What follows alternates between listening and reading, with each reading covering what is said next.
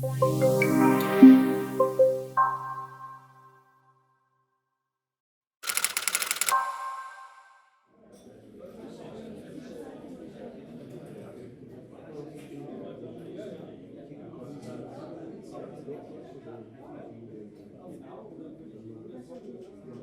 are at a critical point, I think, in the research into spirit writing techniques and traditions and spirit written documents and collections from different time periods and areas. We can now actually start defining it as a field of scholarship, look for continuities and commonalities, look for networks and knowledge transmission inside and beyond China, uncovering regional elements, understanding local communities and their goals, discussing and defining terminology, and trying to make sense of the variety of textual sources that we now increasingly have access to, better understand how this practice fits into both popular culture but also elite culture, seeing continuities, differences, and adaptations between past and present practices, and finally, possibly attempting an initial history and classification of these sources, typologies, and current practices. Our center, has filled a gap, I think, a lacuna in both the history of science, the history of knowledge, in sinology, but also for the Europeanists. We are gaining momentum, as a matter of fact, but it was a lacuna, talking about prediction, talking about what we call rejected knowledge, so to speak.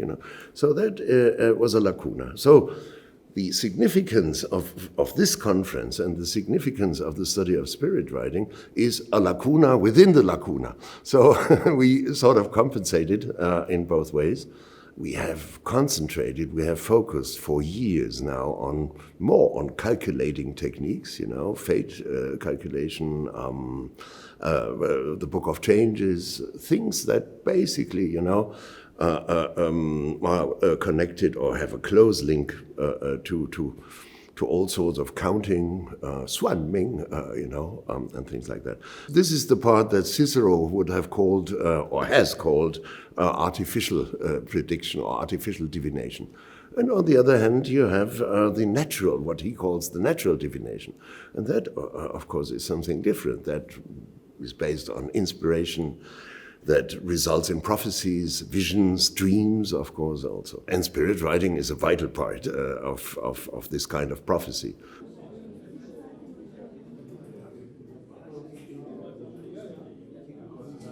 So spirit writing is a technique, it's a religious technique that connects a person, or more generally a community of people, to a specific divinity. And the community asks possibly for guidance, moral guidance, religious guidance, asks questions, and then the divinity, through the body of a medium, responds to the audience.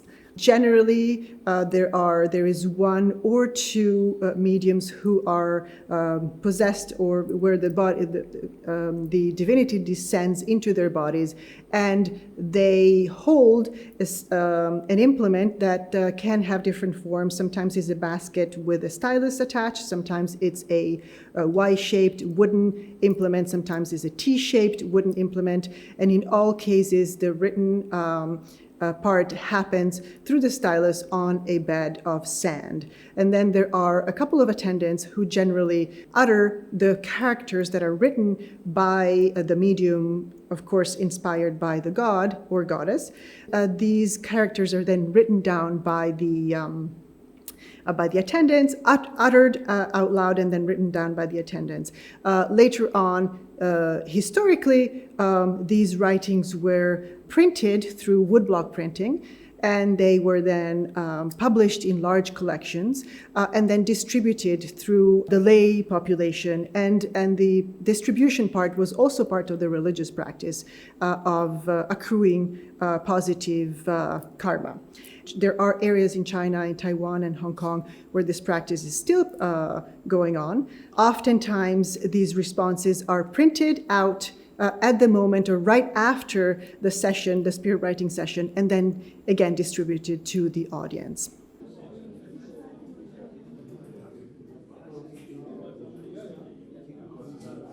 So if we look back at the origins of spirit writing, several scholars have identified a specific practice called the invitation of Zigu as the possible origin of later development of what we call spirit writing.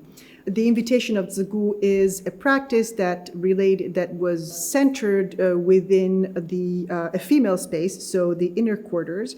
It was practiced by women. Basically, the origin of this practice was the concubine of an official was harassed by the primary wife of that official. She was killed in the bathroom, in the latrine, and then she was then worshipped. She started receiving the worship of other women and honored on a specific date every year, the 15th day of the first lunar month in the Chinese calendar. So questions were posed to this divinity, Zigu, and the questions centered again on topics related to female work. For example, the mulberry leaf production and silk production, basically silk production, which was a work that pertained to women. However, this initial practice actually didn't involve any writing. The relationship between the women and the goddess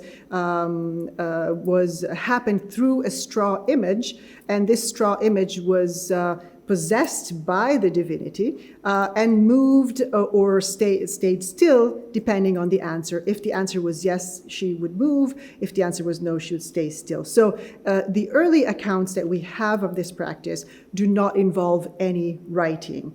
Also did not involve any males. It was mainly a female practice. We believe it was in the Song Dynasty. Male literati stepped in and added all the written elements to the Zigu cult, to the practice of invitation of purple maiden.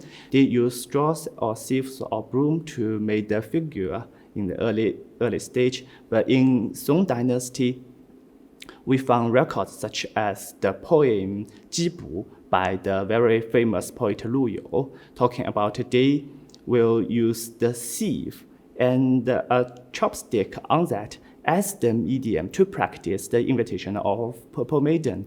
So two children will support the sieve and use that to write oracles or divinations on the sand. So that's how it replaced the old way of divination through the figure of Zigu, and very similar, almost identical to the contemporary way to practice spirit writing.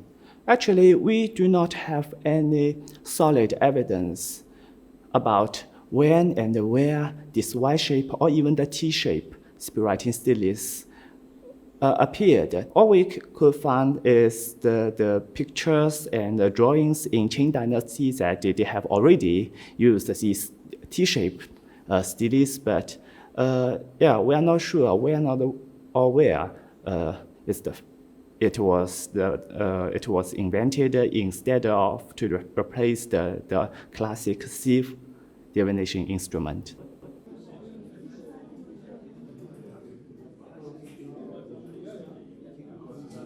Usually we use the English word phoenix to translate different variety of legendary birds, right? Feng, Huang, Luan, and in some cases, Zhu Que.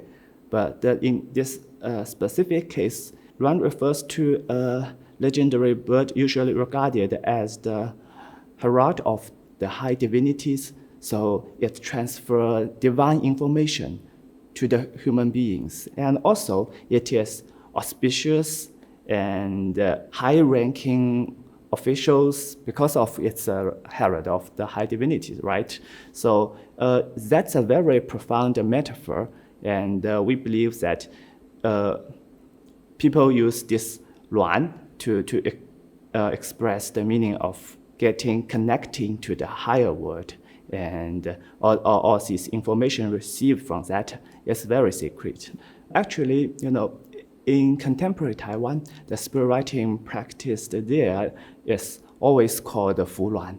This Luan refers to the instrument used. It's the 软笔, the phoenix pen. If we talk about the change of this supporting phoenix, then there will be some problem because we believe that it has something to do with a Wenchang cult community in Sichuan area in the Song Dynasty, and they produced all the Wenchang canons, the classic Wenchang canons, which has been later included into the Daoist canon. In these classics, they mentions Luan related to the production of the text, and some scholars believe that this is the very origin of Fulan, so maybe they are the very first group practice the Fulan, replacing the classic way of Fuji. But there's also another hypothesis that this Luan instrument is not identical to the Luan pen we can see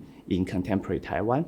So yeah, we haven't reached into any consensus about the origin of Fulan.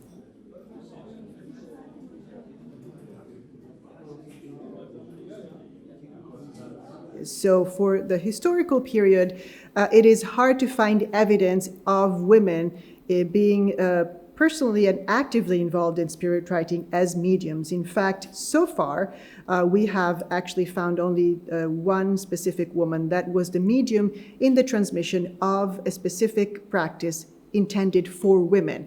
And so she was probably selected as a female medium because she was transmitting texts, practices for women. In general, it's hard to find out about mediums in general, but it's even harder to find out their gender and if they were males or females.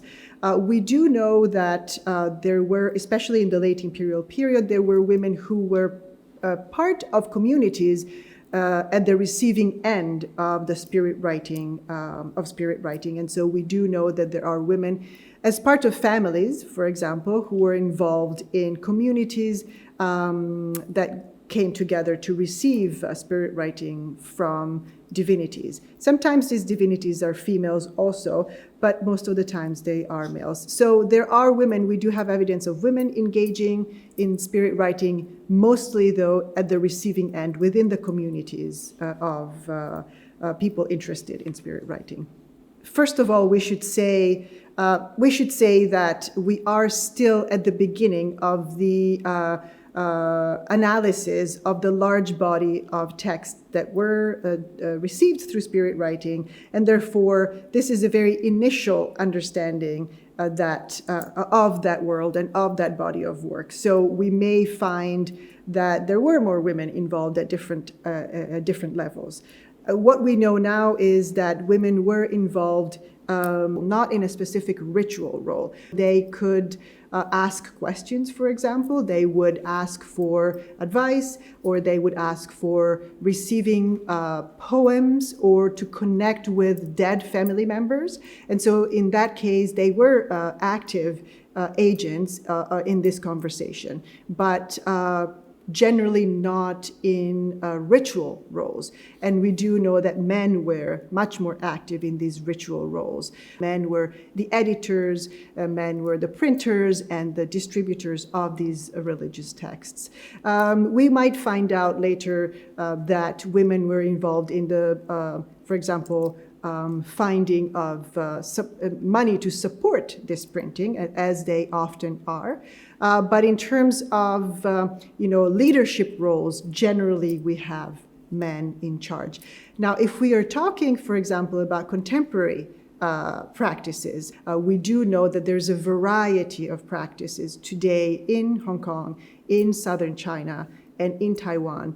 And in many communities, there are female mediums today. It's much easier, of course, to find out their involvement in the community. For example, chanting text. We do know that women chant text in the context of these spirit writing communities. We do know that they are practicing as mediums.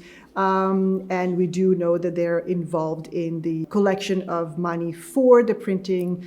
And so we have a much better understanding of the participation of women in contemporary communities, because oftentimes historical materials do not record the actions of women. Within the context of a general development of self-cultivation texts in the late imperial period, so between the 18th and 19th century, for example, we do have spirit writing communities are receiving more and more self-cultivation texts for men and for women, not gender specific. But within this larger body of texts, we have one smaller body of text that is specifically directed at women. These texts have a lot of gender-specific elements to them. Number one, they are very often received from goddesses. So if we look at generally the gender distribution of divinities in the general panorama of spirit writing, the vast majority of works are received from gods. However, if we look at the self-cultivation for women, most of the divinities are actually female. So these are texts that relate specifically to women, and there's two important elements of these texts. One is the specific self-cultivation that women are supposed to do, which relates very directly to the physiology of women. So we have instructions about massage of the breasts, for example, and in the elimination of the menses for women. So they're very, very gender-specific, describing how the female body specifically responds to this practice. And then the other part of these texts is the moral instructions, specifically for women. So they instruct women on how to behave with their husbands, with their in-laws, for example, how to be chaste and filial, how not to go beyond the borders of their inner quarters, and so not to be in the public spheres, especially when they're interested in cultivation. Some people have suggested that this female self-cultivation is self-empowering for women, but it's very, in fact, very prescriptive for women, very sort of restrictive and prescriptive for women. Even though, it is goddesses who transmit these texts, so you would think possibly that goddesses want to give self-empowering messages to women, but this is actually not the case.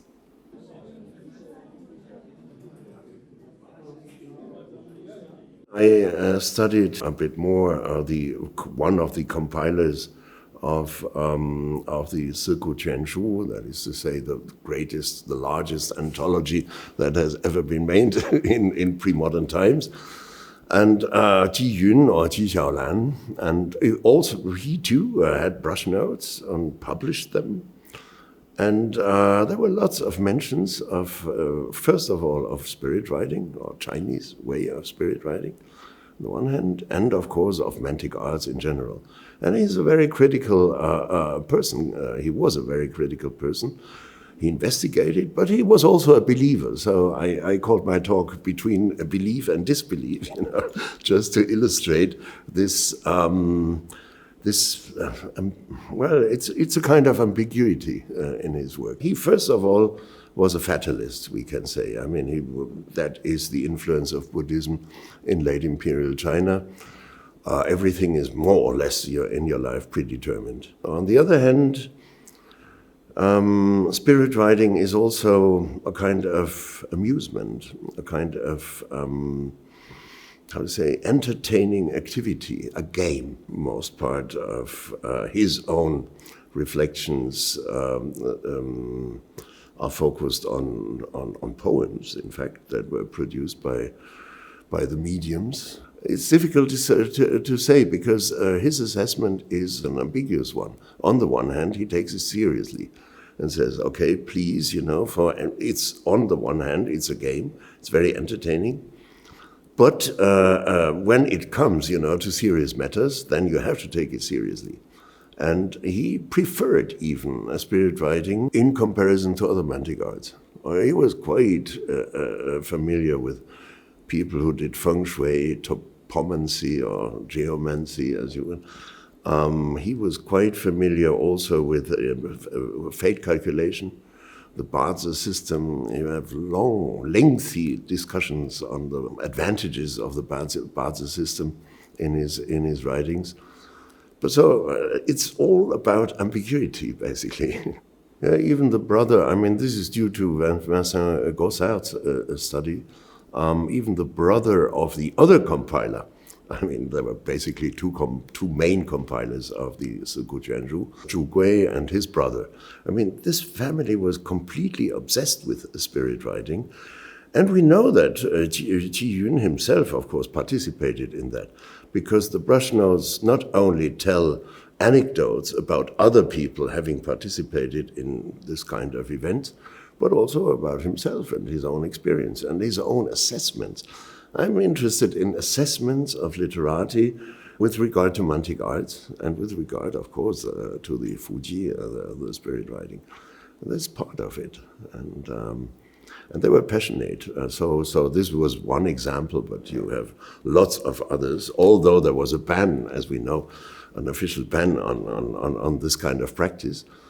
But it was never enforced, it seems, you know. So from early on, I mean, you have things like that. The ban of Mantic arts already in parts of the Tang Code, but we don't know of any real enforcement of that.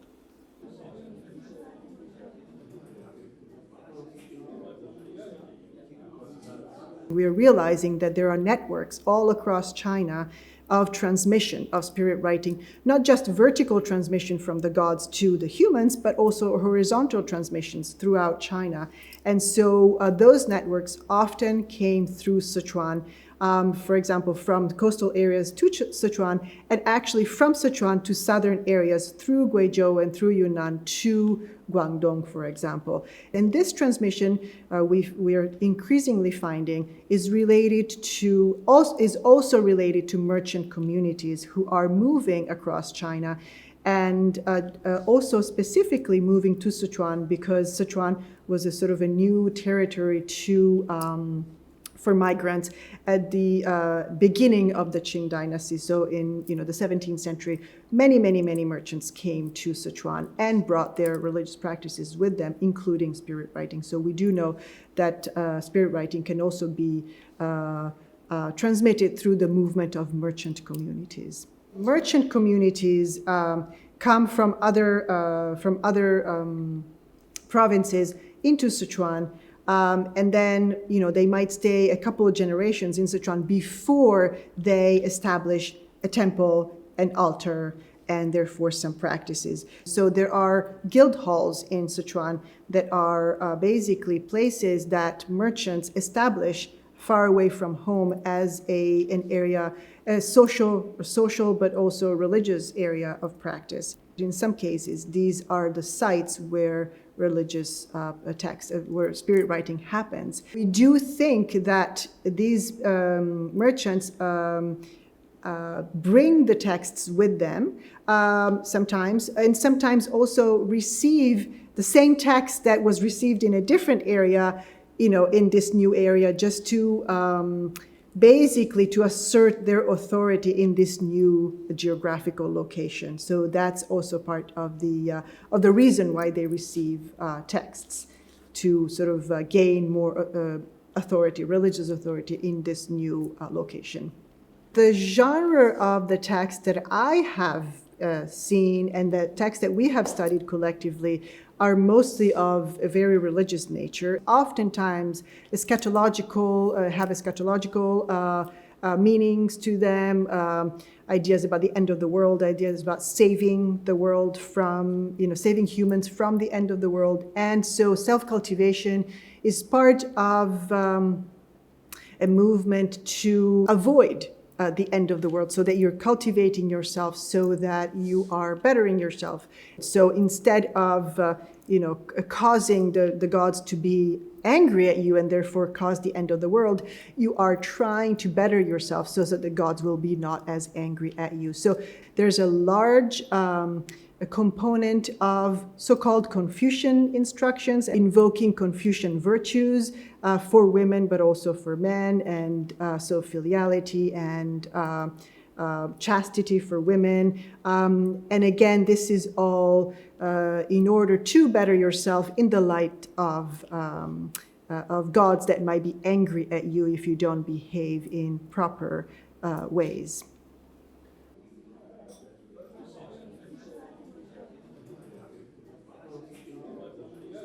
Hong Kong is a very open city with very high diversity of religions, and referring to spirit writing, it is still legal to practice spirit writing within all the temples, but some big temples just chose to stop such practices based on different reasons. Nevertheless, we can still witness a very broad spectrum of different kinds of spirit writing in Hong Kong nowadays. They use different instruments, and there are also female mediums, and even within the whole procedure of spirit writing, they are different from one another. In mainland China, it have become a little tricky. Spirit writing has been regarded as superstitious for a very long time. So it is illegal to conduct spirit writing according to the older versions of 宗教管理条例 and 道教公观管理条例. But the interesting part is I just checked recently the most updated version of the 宗教事务管理条例 and 道教公观管理条例. The entry of prohibition on spirit writing was totally erased. So I think that's a very interesting thing to share, but I'm still not very sure about the legal issue of spirit writing in mainland China nowadays. So I've been to Sichuan on many occasions. I was a student, an undergraduate student there, a graduate student there, and ever since I've been interested specifically in spirit writing, I have been constantly asking religious practitioners in Sichuan if there still is a live practice of spirit writing in Sichuan. The answer that I receive over and over again is no. This is frustrating because we do know that not only do we have very live practices in Taiwan and in Hong Kong, but we are finding that also in southern China, like Guangdong, western Guangdong, and eastern Guangdong, there still are practitioners practicing, maybe reviving old practices. In Sichuan, this doesn't seem to be the case. I have asked a variety of people in Sichuan, but also scholars who work on Sichuan. And so far, I have not been able to find any live practice of spirit writing in Sichuan. Well, what I did basically was to participate in a round trip, so to speak, in Taiwan, of a community who presented their saint or their deity, the Enju, the graceful Lord, however, to other deities and to other communities. So there is a ritual. It's like two officials would visit each other, the gifts are exchanged, prayers are said, polite forms are very, very, very polite forms. It's very traditional. So I accompanied this community on their trip through Taiwan, and they visited about a dozen other communities. And that was always, of course, accompanied by a lunch or afterwards a dinner. So we had to eat a lot. We had to pray a lot. And I sort of really witnessed the practice also. Sometimes, they practiced spirit writing, but sometimes it was reduced to the visit, to the pure visit. So that was a very interesting experience for me. On another trip to Kaohsiung, I was invited by another spirit writing community and spent 2 days with them. And this was the moment where I also had a closer look on the practice itself. But it was their practice, so to speak. And we were told, and we all know, that the practices differ widely. Gender-wise, but also in terms of ritual, in terms of the saint who is venerated, and so on and so forth. Yeah. I'm inclined to say that businessmen, politicians, are more interested and are more, not only interested, but depend sometimes on mantic arts in general, including spirit writing, than university professors. And the fiercest resistance with regard to these practices comes from university professors. University professors don't have many decisions to make, whereas businessmen, politicians, especially in East Asia, I mean, their daily life depends on daily decisions. And of course, this is one way to resolve doubts, as the Shangshu already tells us. It's one way. It's not the only one. In the ancient book Shangshu, there is such a discourse, 绝地天通, the isolation of heaven and land. So, which implies that the connection between human and the divine world should be monopolized. But the spirit writing is totally opposite. So I think I will regard spirit writing as a reformation in the history of Chinese religion, because it totally broke the monopolies of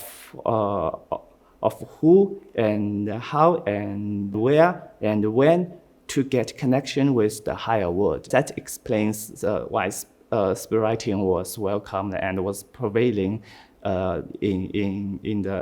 especially in late Imperial China. I didn't see any spirit writing personally in mainland China during my field trips, but what I want to say is I believe it is this practice of spirit writing is a survivor.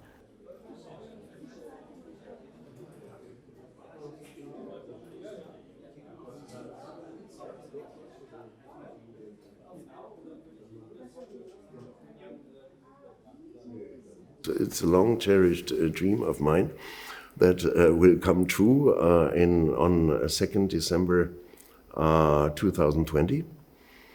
It's an exhibit on the material culture of divination, both from the European side, that is to say, where we will also exhibit the treasures of the National Museum in Nuremberg, and of some museums in Taiwan.